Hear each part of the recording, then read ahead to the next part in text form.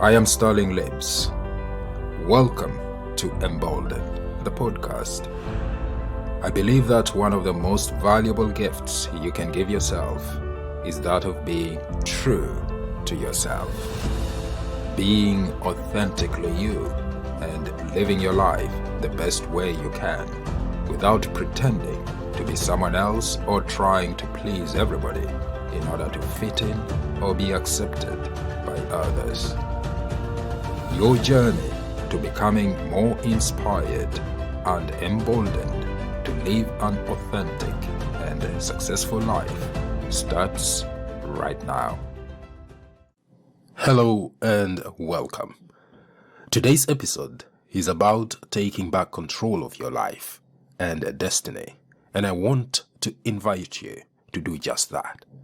There could be a lot that has happened in your life, and you might be feeling defeated, exhausted, isolated, alone, and powerless over your own life. Well, I'm here to let you know that can change. If the kind of life you're living currently is not the one you'd ideally want, now is the time to stop pretending that everything is okay. Now is the time to acknowledge that something needs to be done. Now is the time to gather the courage to be true to yourself and stop pretending to be somebody else or try to please everybody in order to fit in or be accepted by others.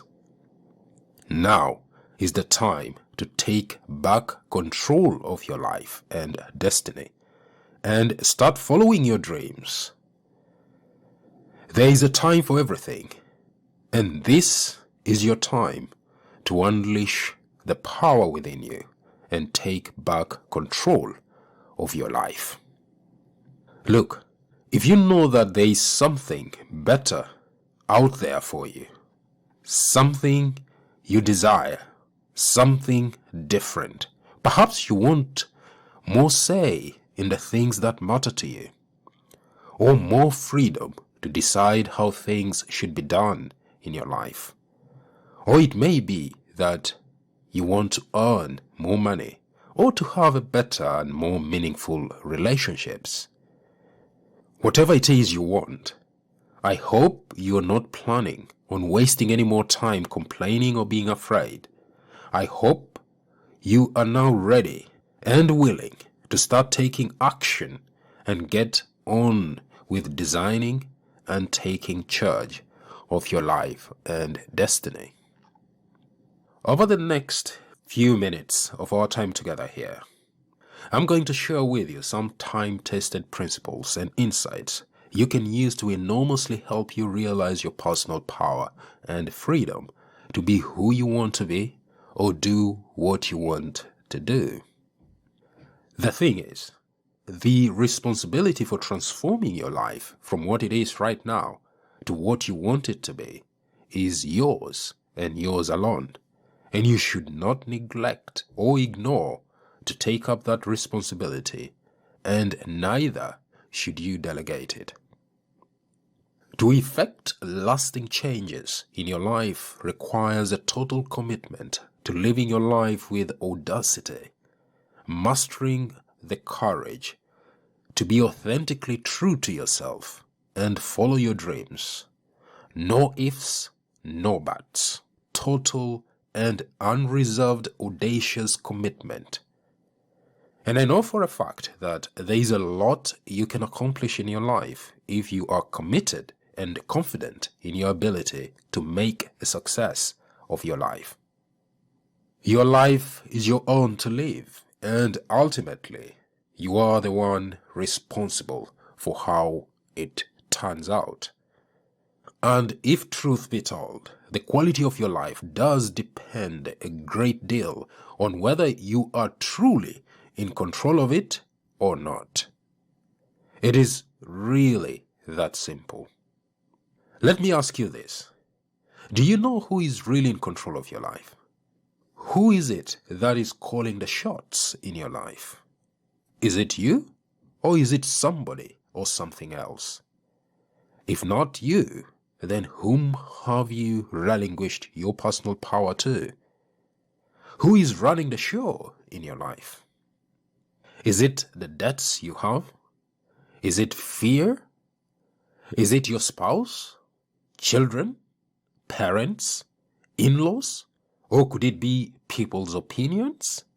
Or the news media? Do you know? Look, if you're not in control of your life, someone else or something else is. Period. The reality, though, is that most people are not in control of their lives. Some are aware of this, others are not. Now, if you are one of those people who is aware of the fact that someone or something else is in control of your life, the question then is this: how can you take back control?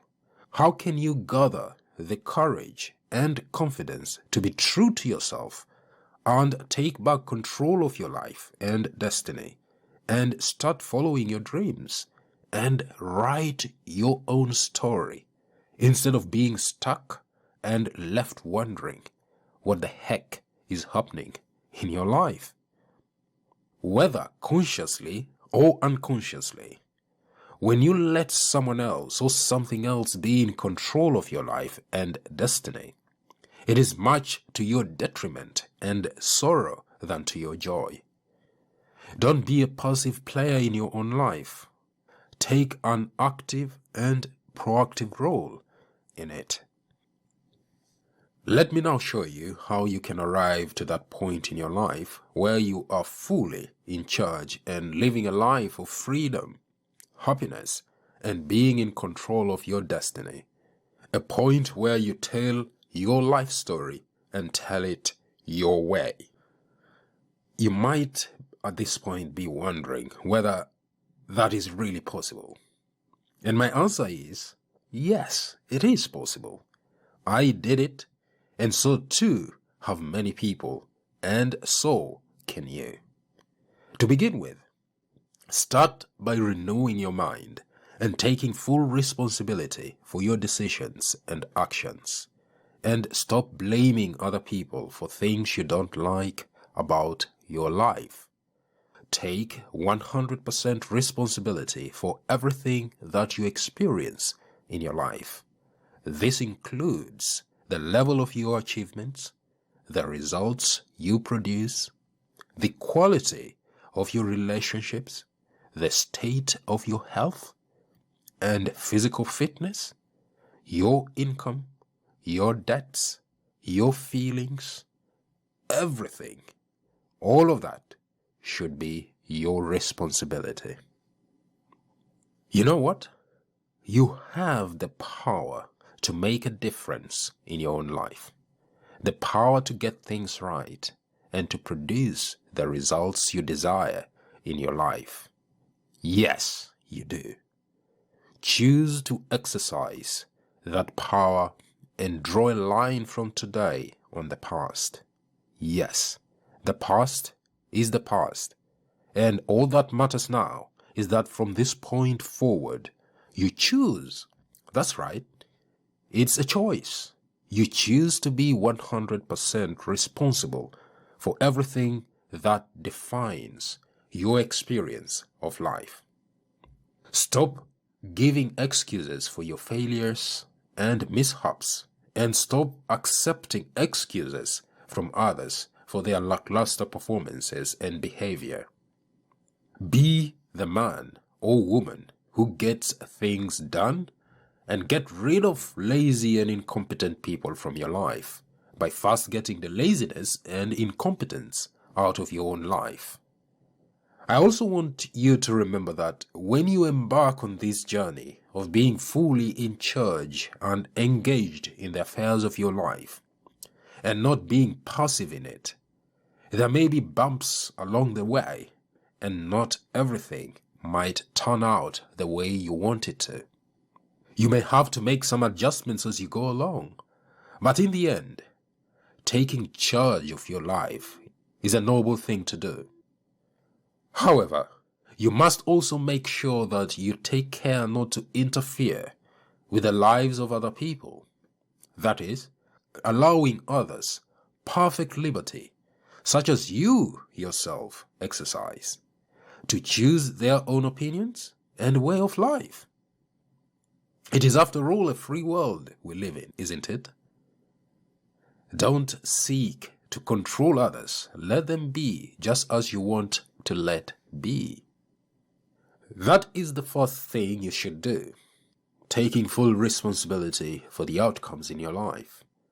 Hold yourself accountable. No excuses anymore. The buck stops with you.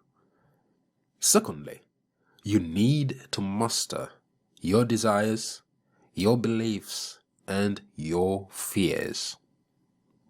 The truth is, human desires are vast, and people's beliefs range from the simple to the ridiculous, and their fears are numerous.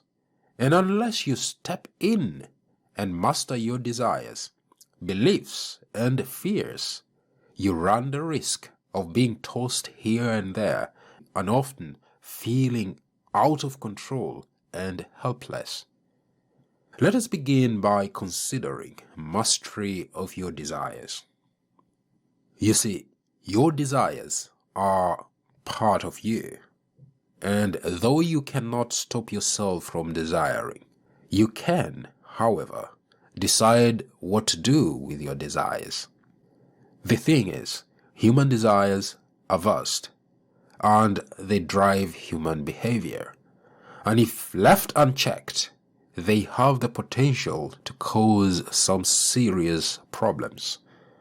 When it comes to desires, they either have to be expressed or transmuted. I would caution you against suppressing or repressing your desires purely based on, say, religious dogmas and beliefs or unquestioned assumptions. Doing so won't really work, and here's why. You see, desires, when suppressed or repressed, won't just disappear into thin air. No, they won't. They will try to find outlets to express themselves in you. However much you try to suppress them, they will basically keep coming back in a disguised manner, and sooner or later, you will find yourself indulging in them. And depending on the nature of those desires, you will have to reckon with the consequences or outcomes thereof. If the desires you have are noble, they should be pursued and expressed. But if they are ignoble and selfish, they should be acknowledged and then transmuted to more nobler ends. But what you should not do is suppress them. Some people have actually suffered mental and psychological problems because of suppressed or repressed desires. Don't let that happen to you too. In dealing with my desires, I've found that it is more beneficial to filter them through the golden rule, that is, doing to others what you would have them do to you, and then infuse them with love. This is about holding and cultivating those desires that do me and my fellow human beings good and no harm. It is also about being rational with my irrational desires. That is, I reason with myself about those desires and I try to be objective in doing so. It is not always easy, and I sometimes falter and fall, but I keep getting up until I win, and I believe you can too. Let's consider mastery of your beliefs next. The truth is, beliefs and unquestioned dogmas that you willingly submit yourself to are very, very powerful, and they can hold you hostage for a very, very long time if you follow them blindly. Consequently, it increasingly becomes difficult for you to be in charge of your life under those circumstances because the beliefs are sort of in charge and running the show in your life.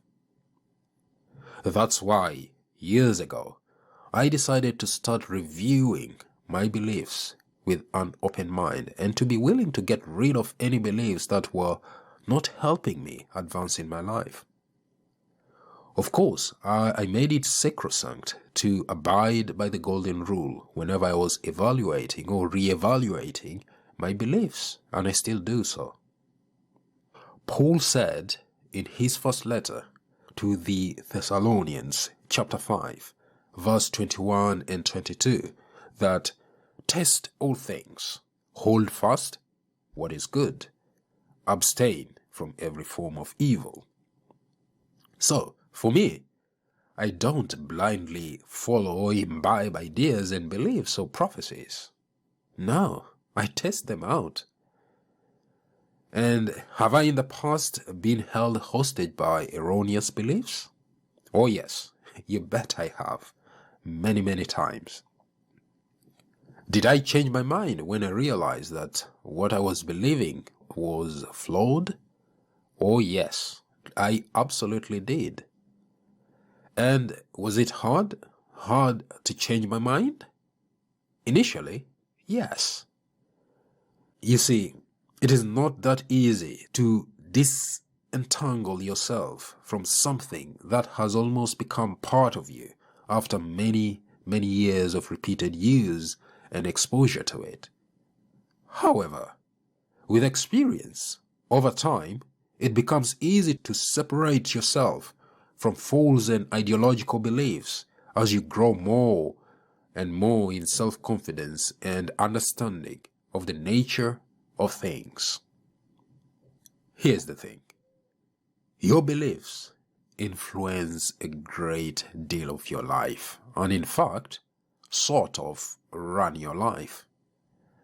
And so it makes sense to evaluate them from time to time and ditch the ones that are unnecessarily holding you back in life.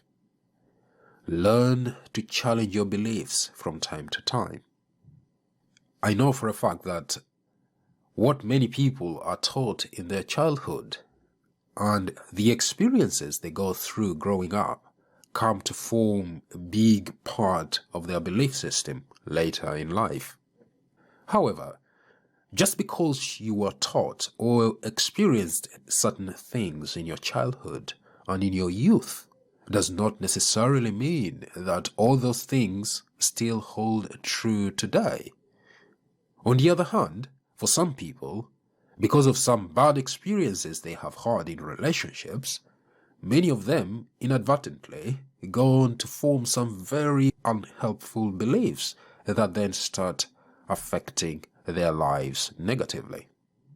Now, look, your beliefs are myriad of all sorts of things. Some reasonable and some totally weird. So, you've got to thoroughly test your beliefs and challenge them.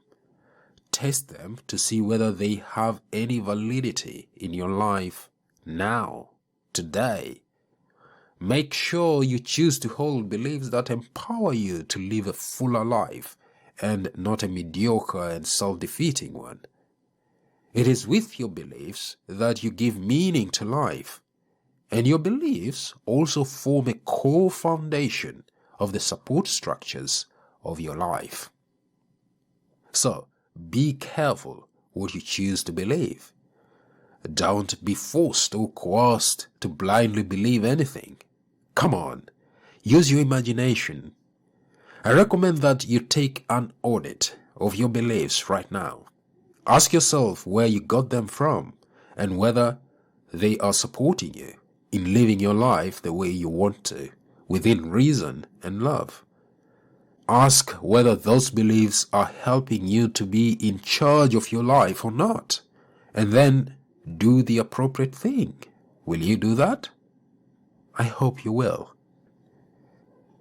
Moving on, I have so far talked about desires and beliefs, and I would now like to move on and talk about fear, because taking charge of your life and following your dreams, living the way you want to, is also dependent to a large extent on whether or not you allow fear to dominate your thinking. Fear can be very disempowering and disheartening, and if you have ever faced fears of any sort, I trust you know exactly what I'm talking about here. Now, according to the online dictionary, fear is defined as an unpleasant emotion caused by the threat of danger, pain, or harm. And you know what? Fear is normal.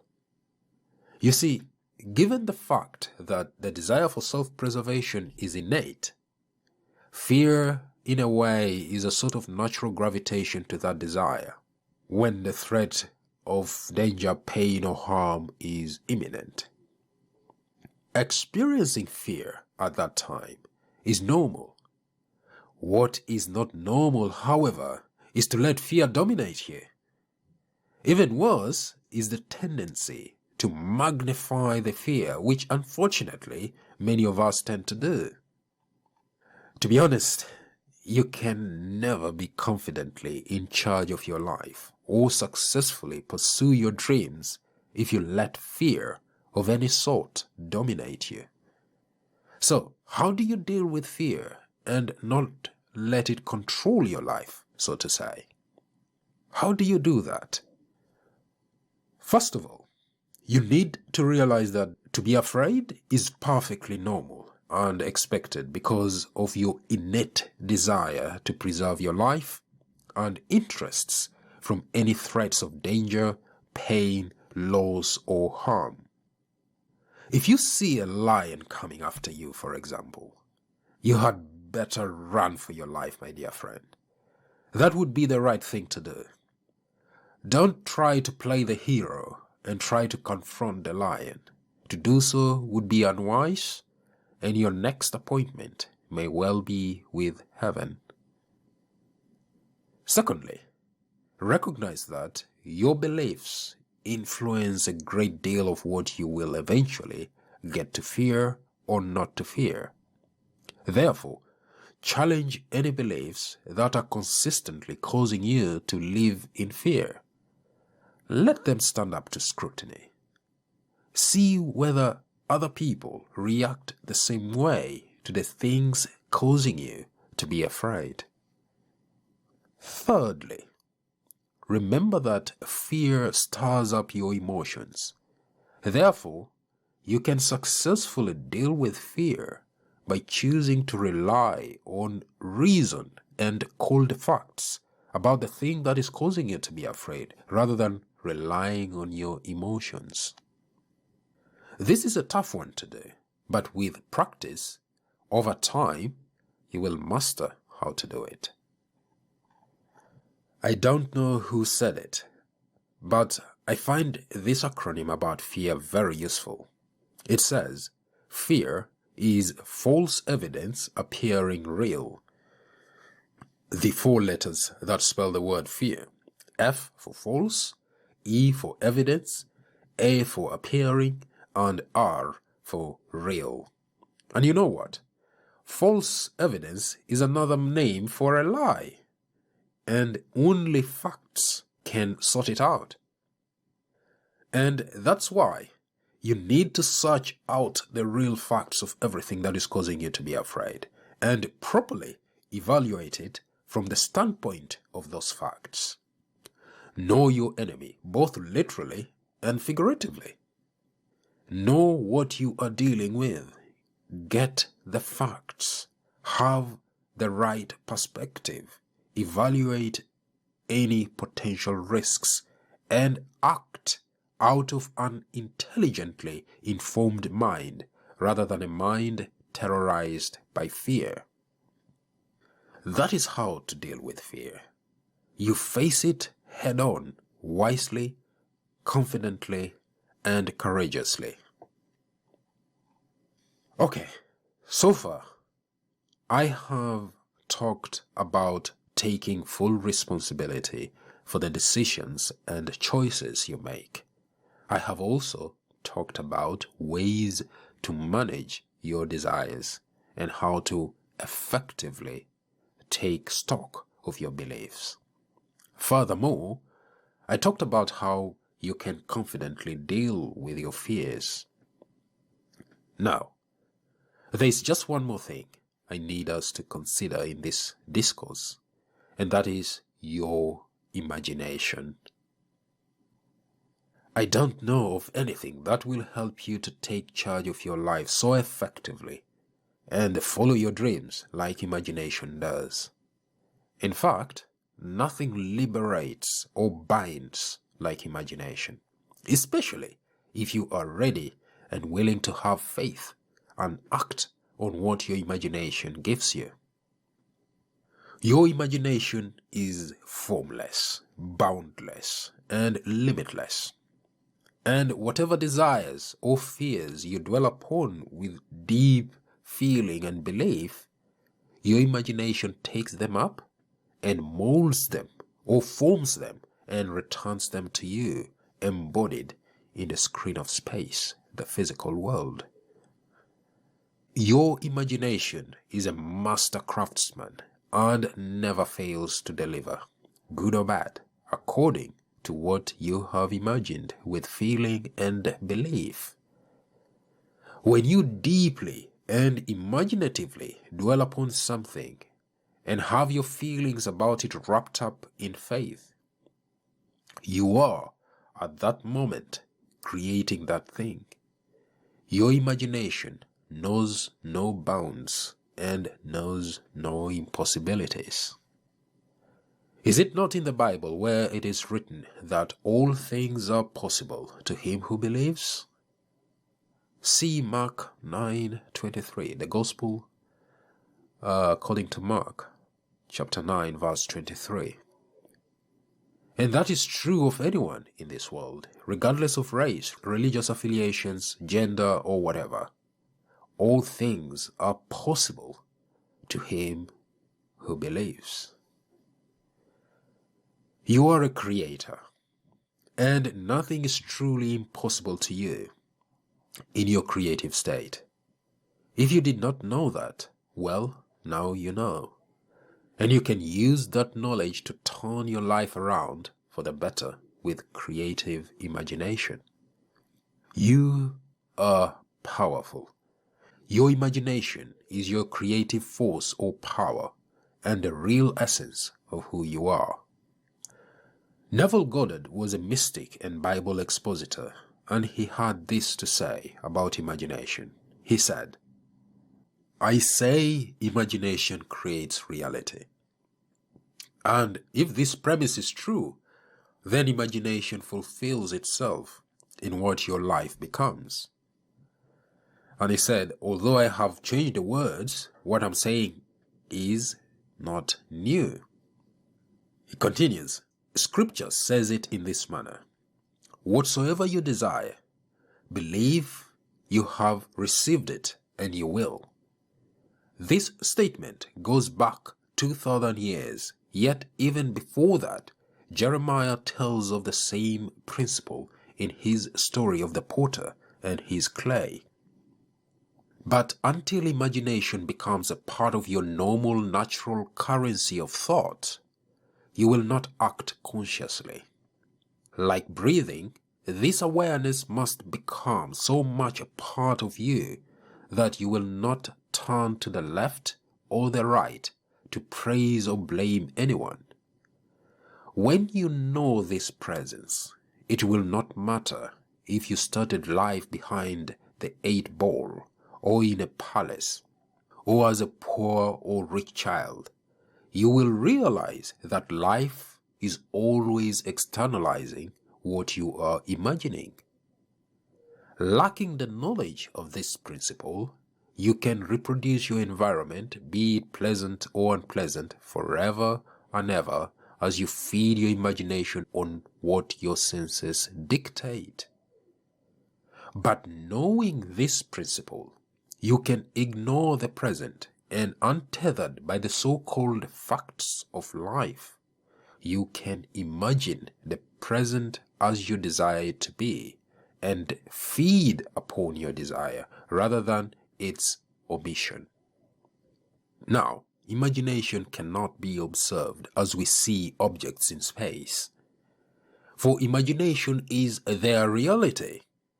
Fawcett gives the name God to the cause of the universe, saying, God the Creator is like pure imagining in ourselves. He works in the depths of our soul, underlying all of our faculties, including perception, and streams into our surface mind, least disguised in the form of productive fancy. Listen to your thoughts and you will hear God's words.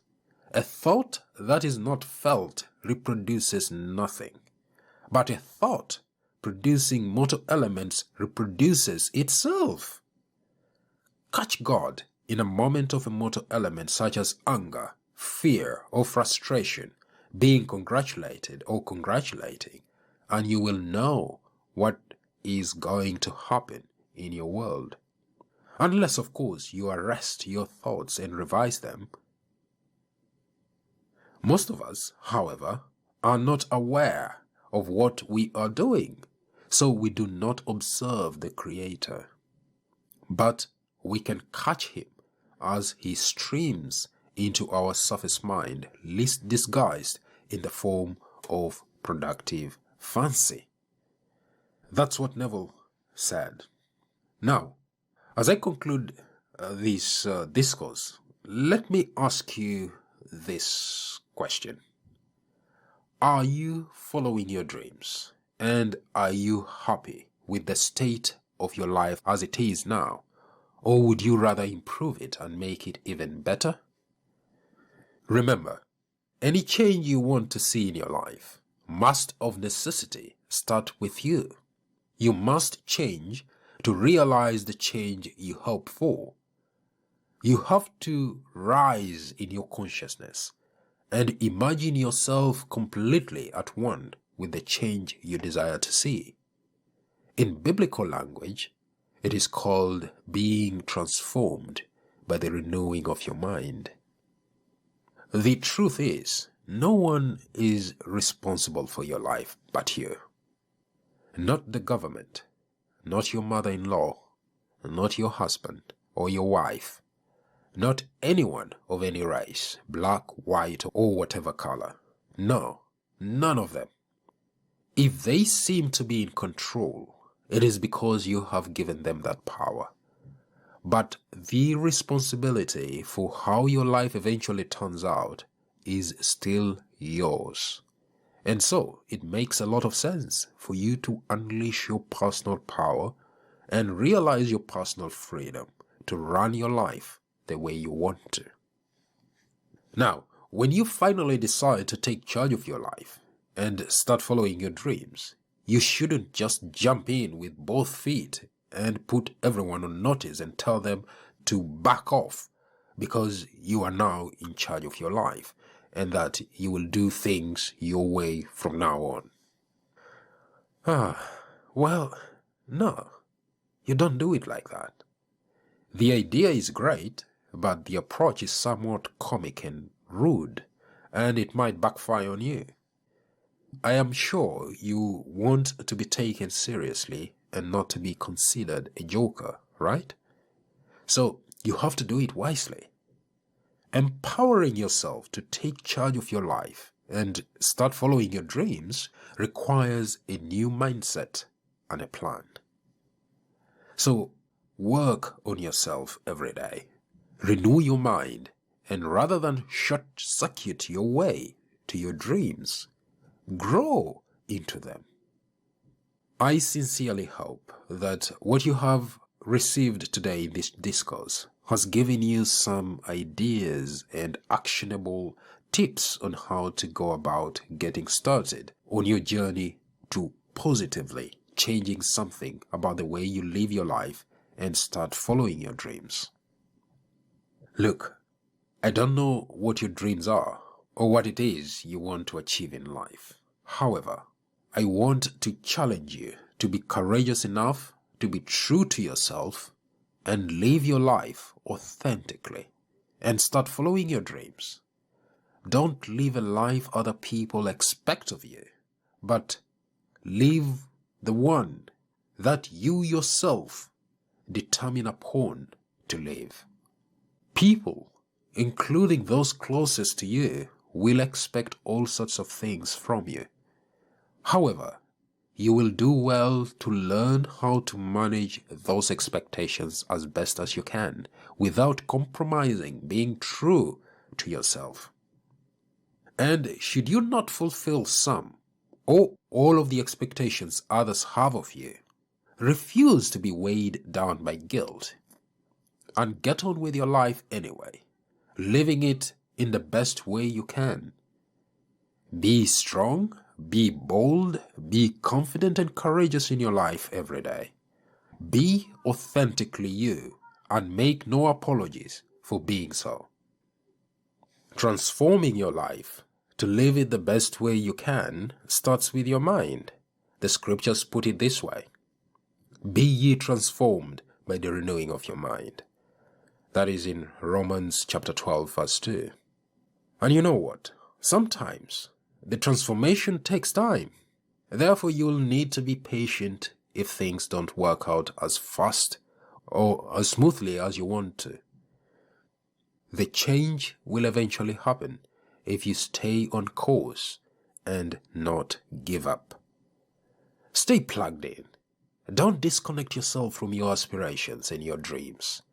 Feed your dreams through your imagination and be relentless in their pursuit. And there you have it. If you are sick and tired of how things are in your life currently, and you want a change, then don't be afraid to go for it, even if that means starting all over again if you have to. This time, you will not be starting from scratch, but rather from real valuable life experience. That is true, authentic, personal power at work here. I am Sterling Lips, and you have been listening to Embolden, the podcast. If you liked this episode, be sure to click the like button, share it, and also follow or subscribe to this channel so that you can continue receiving more content like this. But I want to personally thank you for taking the initiative and having the bravery to step into the space of awareness and authenticity, not only for yourself, but also for the benefit of those around you. Till next time, be sure to take good care of yourself, and I look forward to seeing you again and hosting you and having you here for another emboldening conversation. Have a good day.